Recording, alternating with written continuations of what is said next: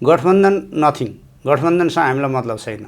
गठबन्धनमा को छन् हामीलाई त्यो मतलबको विषय भएन। प्रचण्डजी पहिले 7 वर्षको अडान लिनुहुन्थ्यो, अहिले 7 दिनको पनि अडान लिनुहुन्न, 7 घण्टा पनि लिनुहुन्न, 7 मिनट पनि लिनुहुन्न।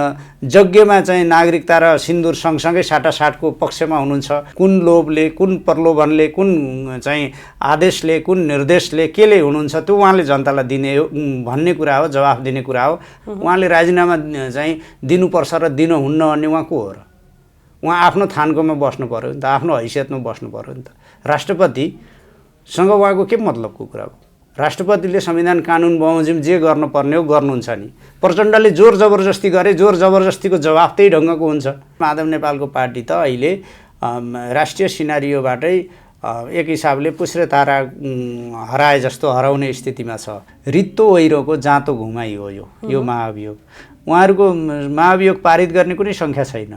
हामी चोलेन्द्र शमशेरका विरुद्धको महाभियोग पारित गर्दैनौँ। त्यो हामीसँग सल्लाह गरेर ल्याएको होइन, नेकपा एमालेसँग सल्लाह गरेर ल्याएको होइन। उहाँहरूले लगाएका आरोप र फत्तुरहरू, दोषारोपणहरूसँग हामी सहमत छैनौँ। गठबन्धनको व्यवहार हेरेर, बेहोरा हेरेर जनता वाक्क दिक्क छन्। यो सिस्टमसित होइन, गठबन्धनमा चाहिँ यो काले काले मिलेर खाउँ भाले भनेर उनीहरूले जे कोसिस गरिरहेछन् त्यसबाट चाहिँ वाक्क दिक्क छन् र जनता यो गठबन्धनलाई परास्त गर्न, यो गठबन्धनलाई चाहिँ यसलाई हटाउन र यसलाई चाहिँ विदाई गर्न आतुर। यो गठबन्धनले देश बनाउँछ भनेर कसैले भ्रम पालेकै थिएन नि। देश बनाउनका लागि आएको भनेर कसैले चाहिँ सोचेकै थिएन नि। हामीले बचाउ गरेका छैनौँ। चोलेन्द्र शमशेरका विरुद्ध, प्रधान न्यायाधीशका विरुद्ध जुन महाभियोग प्रस्ताव ल्याइएको छ त्यो अनुचित छ, गलत छ, तर्कसम्मत छैन, आधारहीन छ र गठबन्धनका मानिसहरूको अनेक सेटिङको कोसिस अन्तर्गत यो भएको छ। चोलेन्द्रको बचाउ गरे होइन, स्वतन्त्र न्यायपालिकाको, न्यायालयको, प्रधान न्यायाधीशको मर्यादाको चाहिँ हामीले स्वाभाविक रूपमा त्यसको पक्षमा हामीले चाहिँ आफूलाई उभ्याएको। ती फैसलाहरू चाहिँ नेपालको संविधान, संसदीय व्यवस्था, त्यसको मूल्य मान्यता अनुरूपका नभएर आफ्नो चाहिँ स्वार्थका निम्ति उहाँहरूले न्यायालयको मर्यादा र न्यायाधीशको इथिक्सलाई उल्लङ्घन गरेर गर्नुभएको भन्ने कुरा घटनाक्रमले पुष्टि गरिसक्छ। प्रचण्डले फेर्ने अडानका बारेमा हामी समय खेर नफालौँ। जो मान्छेले के बोल्ने हो, जनताका अगाडि के बोल्ने हो, आन्दोलनमा के भनेको थियो, हिजो विरोध गर्दा के गरे हो, हिजो युद्धमा जाँदा के गरेका थियो, 40 सूत्रीय मागमा के थियो, आज दिल्लीमा के समझदारी भयो, के सौदाबाजी भयो, कुन होमवर्क लिएर उहाँ कार्यान्वयन गर्न हिँडिरहनु भएको छ, यस्तो पात्रको बारेमा पनि तपाईँ हामीले के समय। पार्टी विभाजनको, गठबन्धनको यति ठुलो घेराबन्दी चक्रव्यूह सिर्जना भइकन पनि सबभन्दा धेरै लोकप्रिय मत पाउने पार्टी को हो त? नेकपा एमाले। 38.5 लाख भोट ल्याउने पार्टी को हो त? नेकपा एमाले। ती नक्कली हौवाको कुनै अर्थ छैन। एमाले आफूभित्रका हरेक पात्र, प्रवृत्ति र समस्याहरूलाई समाधान गर्न, सम्बोधन गर्न, म्यानेज गर्न सक्षम छ, तयार छ र त्यो गरेर अगाडि बढ्छ।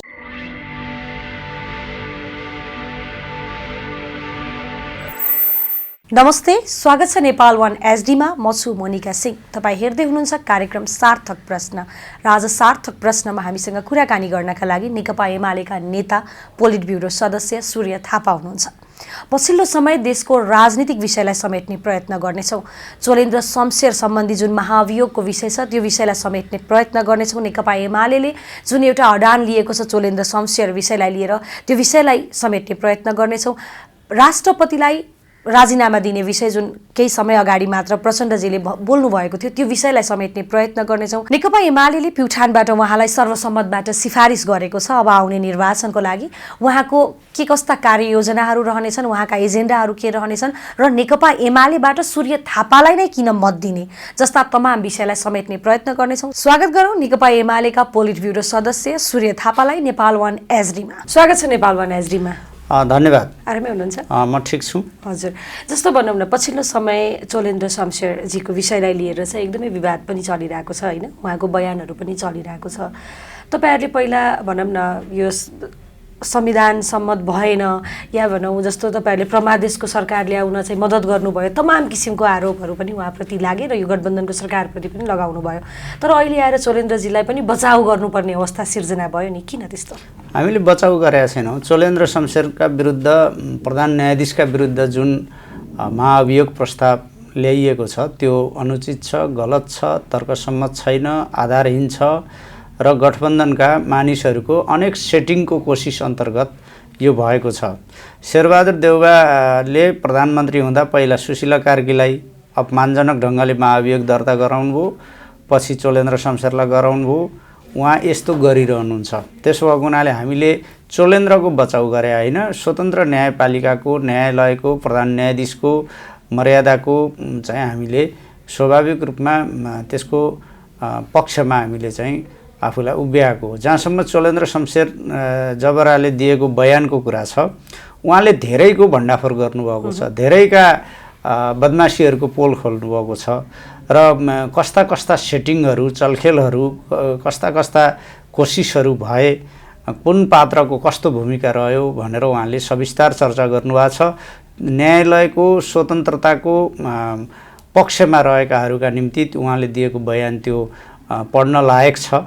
चोलेन्द्र शमशेरजीले संसदीय समिति समक्ष गरेको चाहिँ यो महाअभियोग समिति समक्ष गरेको बयानले समकालीन नेपाली राजनीतिमा कस्ता कस्ता पात्र र प्रवृत्तिहरू सक्रिय रहेछन्, तिनीहरू आफ्नो स्वार्थका लागि कतिसम्म रसातलमा झर्न पनि तयार रहेछन् भन्ने कुराको चाहिँ पर्दाफास भएको छ।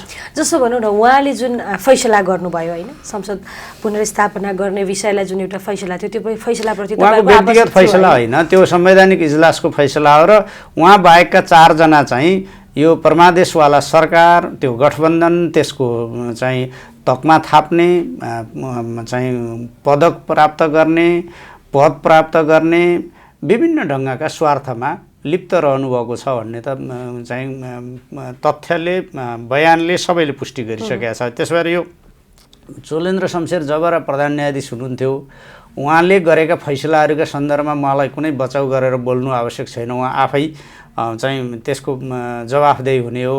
तर जहाँसम्म संवैधानिक इजलासको तर्फबाट जुन फैसला भए, पहिलो र दोस्रो, ती फैसलाहरू चाहिँ नेपालको संविधान, संसदीय व्यवस्था, त्यसको मूल्य मान्यता अनुरूपका नभएर आफ्नो चाहिँ स्वार्थका निम्ति उहाँहरू ले न्यायालयको मर्यादा र न्यायाधीशको इथिक्सलाई उल्लङ्घन गरेर गर्नुभएको भन्ने कुरा घटनाक्रमले पुष्टि गरिसक्छ। जस्तो भनौँ न, जतिजनाको पनि नाम उहाँले बयानमा लिनुभयो, उहाँहरूलाई पनि अब भनौँ न कानुनी दायरामा ल्याउन सकिन्छ, सकिएला नसकिएला गठबन्धनको सरकार छ होइन, उहाँहरूको पनि बयान लिने जस्ता कुराहरू पनि आइरहेका छन्। धेरै शीर्ष नेताहरूको पनि उहाँले नाम लिनुभएको छ। हुन्छ त यो गठबन्धनको सरकारले त्यो माहौल सिर्जना गर्नु? त्यो उहाँहरूले जान्ने कुरा हो। महाअभियोग समितिले के कार्यविधि र निर्णय बनाउँछ र के निर्णय गर्छ त्यो ढङ्गको कुरा हो। तर बहस छलफल हुनुपर्छ। उहाँले अघि सारेका पात्रहरू, उहाँले नाम लिएका पात्रहरू, मुछेका पात्रहरूका सन्दर्भमा पनि सम्बन्धित व्यक्तिहरूले पनि बोल्नु राम्रो हो। यो चाहिँ बहस छलफलबाटै निष्कर्षमा पुग्नु राम्रो हो। तर यो चाहिँ महाअभियोग पारित हुने महाअभियोग होइन, रित्तो ओइरोको जाँतो घुमाइ हो यो महाअभियोग। उहाँहरूको महाअभियोग पारित गर्ने कुनै सङ्ख्या छैन। हामी चोलेन्द्र शमशेरका विरुद्धको महाअभियोग पारित गर्दैनौँ। त्यो हामीसँग सल्लाह गरेर ल्याएको होइन, नेकपा एमालेसँग सल्लाह गरेर ल्याएको होइन। उहाँहरूले लगाएका आरोप र फत्तुरहरू, दोषारोपणहरूसँग हामी सहमत छैनौँ। त्यो चाहिँ न्यायालयको मर्यादा विपरीत, प्रधान न्यायाधीशको सार्वजनिक सम्मान विपरीत र प्रचण्डको नेतृत्वमा कङ्गारू कोर्ट बनाउनका निम्ति प्रधान न्यायालयलाई त्यस ढङ्गले ल्याइएको भएको हुनाले हामी त्यसको पक्षमा छैनौँ।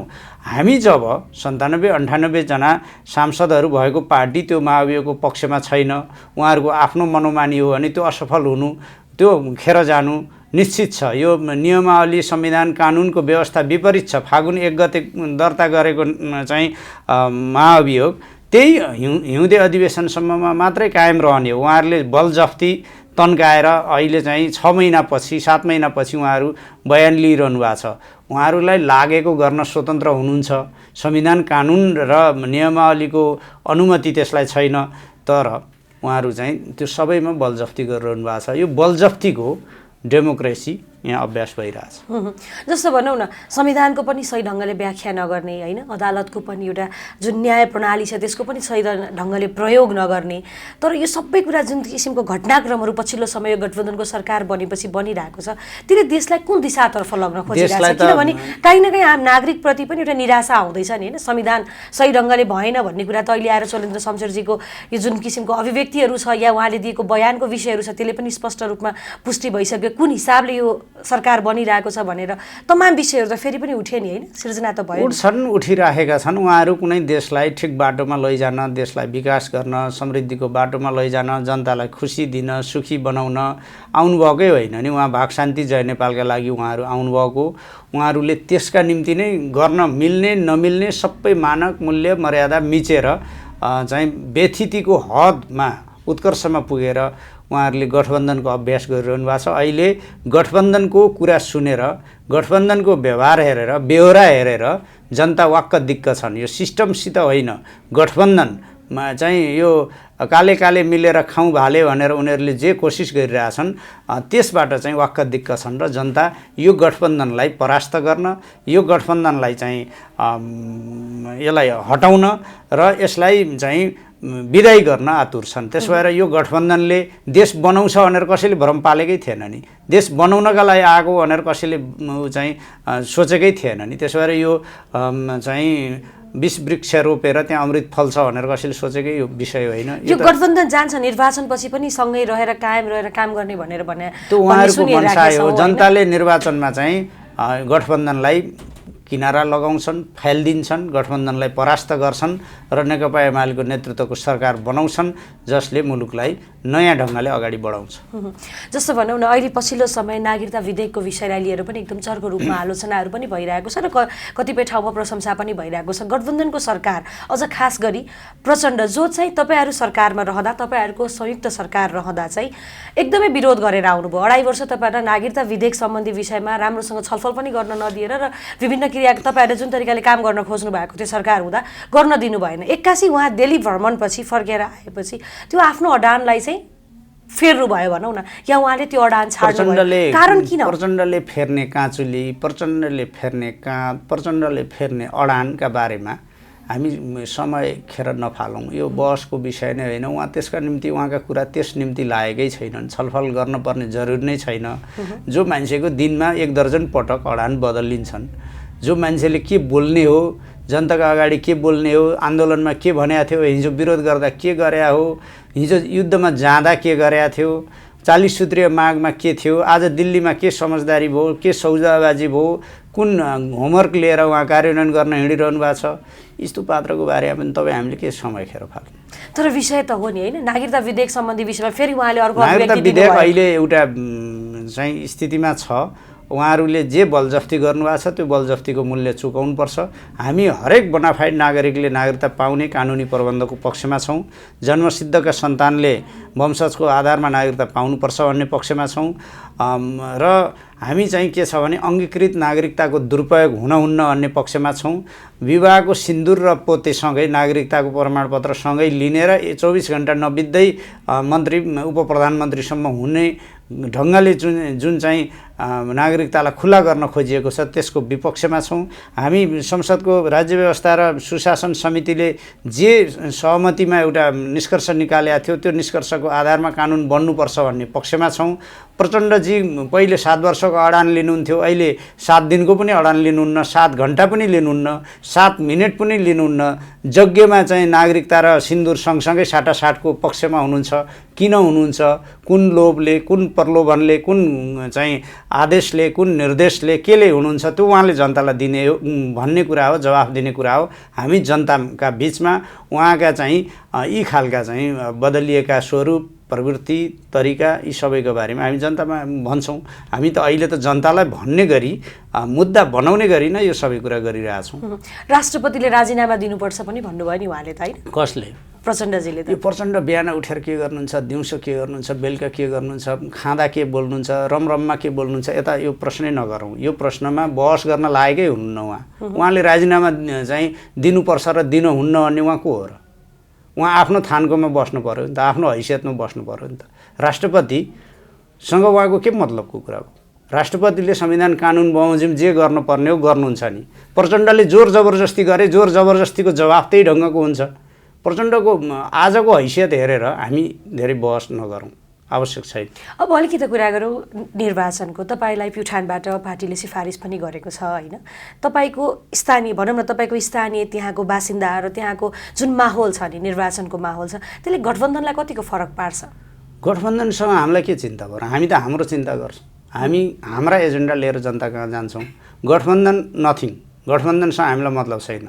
गठबन्धनमा को छन् हामीलाई त्यो मतलबको विषय भएन। हामी प्युठानका सचेत न्यायप्रेमी जनसमुदायको विश्वास, आशीर्वाद, भरोसा प्राप्त गरेर निर्वाचन जित्न अग्रसर हुन्छौँ। नेकपा एमाले निर्वाचन जित्न अग्रसर छ। गठबन्धनको दुःख त उनीहरूले आफ्नो कुरा बताउलान् नि, त्यो हामीसँग के मतलबको कुरा? तपाईँलाई कतिको सहज छ गठबन्धन एकातिर तपाईँ पनि आफू सिफारिस भएर आइसक्नु भएको छ? हामी चुनाव जित्छौँ, जनता हाम्रो साथमा छन्, मतदाता हाम्रो साथमा छन्। हामी जिल्लाको पहिलो पार्टी हौँ, अरूलाई पटक पटक हेरेका छन्। अब वाक्क दिक्क हुन्जेलसम्म अरूका काँधमा चढेर निर्वाचन जितेर जसले निर्वाचित गरेको भस्मासुर शैलीमा उसैका विरुद्ध लाग्ने जुन प्रवृत्तिहरू छन् ती सबैसँग जनताले यसपालि हिसाब किताब गर्छन्, हिसाब मिलान गर्नेवाला छन्। अब तपाईँको एजेन्डा के त? त्यो ठाउँबाट निर्वाचन लड्दै गर्दाखेरि तपाईँलाई आम नागरिकले विश्वास गर्ने या गठबन्धनबाट जुन किसिमको अहिले क्रियाकलापहरू भइरहेछ या पटक पटक विचार गरिसकेका जुन जति पनि व्यक्तिहरू छन् त्यो बाहेक सूर्य थापा उभिँदाखेरि के त? प्युठानका जनताले आफ्नो सच्चा भरोसायोग्य प्रतिनिधिका रूपमा निर्वाचन जित्न त विभिन्न गठबन्धन गरेर मान्छेलाई हामीले पनि जितायौँ, तर चाहिँ उहाँहरूले फर्केर निर्वाचन क्षेत्र फर्किनु भएन, मतदातालाई फर्केर हेर्नु भएन, प्युठानको लागि केही गर्नु भएन। 5 वर्ष समानुपातिक, 5 वर्ष प्रत्यक्ष, 5 वर्ष फेरि प्युठानीहरूको अमूल्य समय खेर गयो। प्युठानको राष्ट्रिय हैसियत भएन।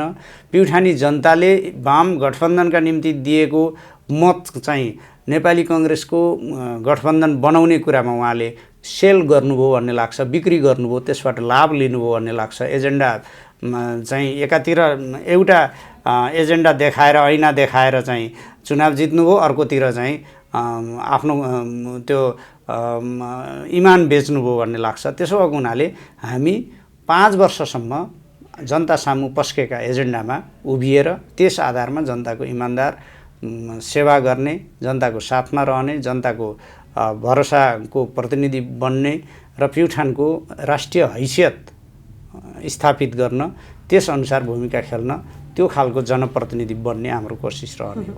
जस्तो भनौँ न, तपाईँहरूको ठाउँमा चाहिँ प्युठानमा चाहिँ तपाईँहरूको अन्य कुनै पार्टीसँग गठबन्धन हुने सम्भावना छ?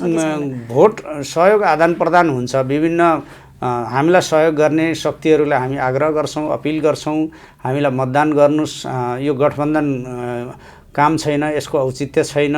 गठबन्धनका उम्मेदवार नै चाहिँ वाक्क दिक्क लाग्ने खालको उम्मेदवार चाहिँ बनाएको छ। यो कसैका पारिवारिक स्वार्थ पुरा गर्नका लागि चाहिँ प्युठानी जनताले आफ्नो अमूल्य समय खेर फाल्नुहुन्न भनेर हामी अपिल गर्छौँ। तर हाम्रो स्थानीय तहमा आग्रह अपिल गर्ने कुरा स्वाभाविक रूपमा हुन्छ। गठबन्धनको विपक्षमा रहेका सबैलाई हामीले आग्रह गर्छौँ, तर हामी आफै गठबन्धन छुट्टै बनाउने पक्षमा त्यो स्थितितर्फ अगाडि बढेका छैनौँ। त्यो सम्भावना म देख्दिनँ। जस्तो भनौँ न, पार्टी फुटिसके पछाडि नेकपा यस अलग भइसके पछाडि एमालेबाट कतिको प्रभाव पर्छ तपाईँको क्षेत्रमा? यसको कुनै छैन। अहिले यस पार्टी भन्ने त माधव नेपालको पार्टी त अहिले राष्ट्रिय सिनारियोबाटै एक हिसाबले पुस्रे तारा हराए जस्तो हराउने स्थितिमा छ। यो स्थानीय चुनाव अगाडिसम्म माधव नेपालको पार्टीको, माधव नेपालको केही भ्रम थियो। अब माधव नेपाल चाहिँ नोवेयर जस्तो, कहाँ छन् जस्तो स्थितिमा पुगेको अवस्था छ। माधव नेपालको पार्टीलाई कृपामा शेरबहादुर देउवाले जति दिनुहुन्छ त्यही चाहिँ प्राप्त गर्नेमा हुनुहुन्छ। उहाँ जनताको शक्तिले कहीँ जित्ने, जिताउने, हार्ने, हराउने यो ठाउँमा उहाँको हैसियत अब छैन। उहाँ एक हिसाबले भन्नुहुन्छ भने प्रयोजनहीन, असान्दर्भिक भइसक्नु हो। भनौँ न, एकलौटी एमाले चाहिँ जित्ने सम्भावना प्युठानको राजनीतिमा चाहिँ अझ बढी देखिन्छ यो निर्वाचन? हामी जित्छौँ।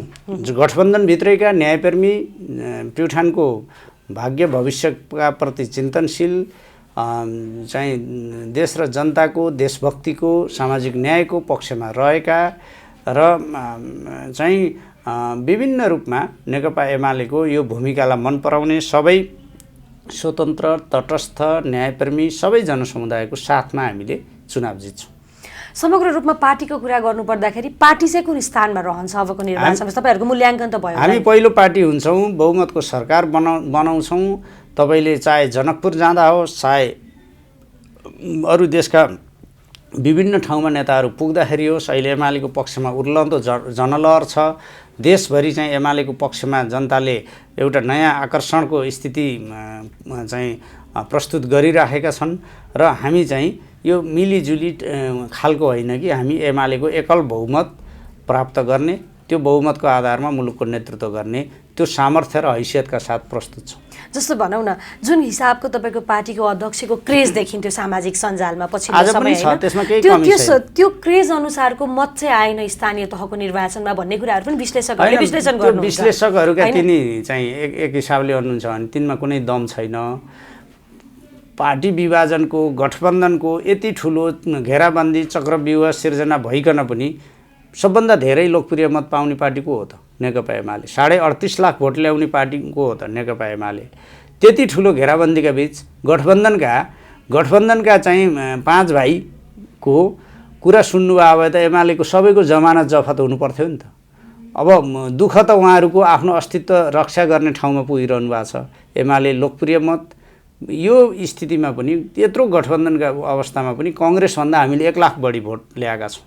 यो त तपाईँहरूले निर्वाचन आयोगले सार्वजनिक गरेको डाटामा तथ्यमा उभिएर विश्लेषण गर्न सक्नुहुन्छ। त्यसो भएर विश्लेषकहरूका हनुमान चालिसातिर धेरै नलाग्नुहोस्। उनीहरूले सही कुरा गरेको पाइँदैन। उनीहरूका हनुमान चालिसा वाचन स्वार्थका लागि भइरहेका छन्। तथ्यमा निर्वाचन आयोगले सार्वजनिक गरेको तथ्यमा उभिएर हेर्नुभयो भने एमालेको पक्षमा लोकप्रिय जनमत छ, अध्यक्ष केपी शर्मा ओलीको पक्षमा जनमत छ, क्रेज छ। उहाँको नेतृत्वमा चाहिँ मुलुकमा सरकार बनाएर देशको काँचुली फेर्न चाहने जनताको आकाङ्क्षा छ। यो चिजमा चाहिँ कुनै कमी छैन। टिकट बाँडफाँडको विषयलाई लिएर पनि यतिखेर एमाले एकदमै अलिकति पेचिलो अवस्थामा छ भन्ने कुरा केही छैन। एमाले समस्या अन्त छ, भ्याउताको धार्नी अन्त पुगेको छैन। गठबन्धनका नाममा चाहिँ सरकारी निवासमा भइरहेका बैठकहरू चाहिँ का समाचार सुन्दा मान्छे वाक्क दिक्क भएको छन्। अनि त्यसलाई डाइभर्ट गर्नका निम्ति एमाले भित्र समस्या छ भनेर कतिपय नक्कली हौवा सिर्जना गर्ने कोसिस भएको छ। ती नक्कली हौवाको कुनै अर्थ छैन। एमाले आफूभित्रका हरेक पात्र प्रवृत्ति र समस्याहरूलाई समाधान गर्न, सम्बोधन गर्न, म्यानेज गर्न सक्षम छ, तयार छ र त्यो गरेर अगाडि बढ्छ। स्थानीय तहमा टिकट दिने क्रममा चाहिँ अलिकति काहीँ न काहीँ एमाले चुक्यो भन्ने किसिमका विश्लेषणहरू पनि भएर हामीले समीक्षा गरेका छौँ। यो आजको तर त्यही चिज फेरि अहिले आएर भनौँ न, अब आउने निर्वाचनमा पनि टिकटको बाँडफाँडको केही समस्या हुन्न। हाम्रोमा सुन्नु, संस्थागत रूपमा हाम्रो निर्वाचन क्षेत्रीय समन्वय कमिटी, प्रदेश सभा र प्रतिनिधि सभाका समन्वय कमिटीबाट पार्टीले सिफारिस मागेको छ। सकेसम्म सर्वसम्मतिका कोसिस भएका छन्। 56-57वटा प्रतिनिधि सभाबाट त एकल नामहरू आएका छन्, जस्तो कि प्युठानमा आएको छ। हाम्रो धेरै ठाउँमा चाहिँ त्यस्तो ढङ्गले 56-57वटा उम्मेदवारहरूको त एक हिसाबले पार्टीले औपचारिक निर्णय गर्न मात्रै बाँकी छ। अरू ठाउँमा पनि हाम्रो चाहिँ सकेसम्म एक्लै नभए 3 जना पठाउने भनेको छ। पार्टीले चाहिँ त्यस सन्दर्भमा संस्थागत परिपाटी निर्णयका आधारमा चाहिँ छलफल र निष्कर्षमा पुगेर निर्णय गर्छ। यसमा कुनै समस्या छैन। अन्तिममा के भन्न चाहनुहुन्छ? अहिले अब सिङ्गो देश एउटा महत्त्वपूर्ण मोडमा छ। यतिखेर जनसमुदायले गर्ने हरेक निर्णयको निकै ठुलो दीर्घकालीन प्रभाव छ। सही जनप्रतिनिधि र पात्र चयन गर्दा मुलुक अगाडि बढ्छ। मुलुक चाहिँ बर्बादीबाट जोगिन्छ। अहिले मुलुक बर्बादीको डिलमा छ। यसबाट, यो बर्बादीको डिलबाट, भिरको तीरबाट मुलुकलाई जोगाउने र मुलुकलाई चाहिँ विकास समृद्धिको बाटोमा, सुनिश्चित भविष्यको बाटोमा र आम नेपालीको चाहिँ हाँसोको, खुसीको हिसाबले चाहिँ त्यसलाई सुनिश्चित गर्दै अगाडि बढ्ने काममा सबै लाग्नुपर्छ। जनता जनार्दन हुन्। जनताले 5 वर्षमा पाउने सार्वभौम सत्ताको अभ्यासको एउटा महत्त्वपूर्ण क्षण निर्वाचन हो र यो निर्वाचन मार्फत उहाँहरूले आफ्नो जनादेश म्यान्डेटमा चाहिँ नेकपा एमालेलाई, यसको नेतृत्वलाई, यसका उम्मेदवारहरूलाई, सूर्यध्वजावाहक उम्मेदवारहरूको पक्षमा मतदान गरेर विजयी गराउन म सबैलाई आह्वान गर्न चाहन्छु। समय दिनुभयो, धेरै धेरै धन्यवाद। धन्यवाद।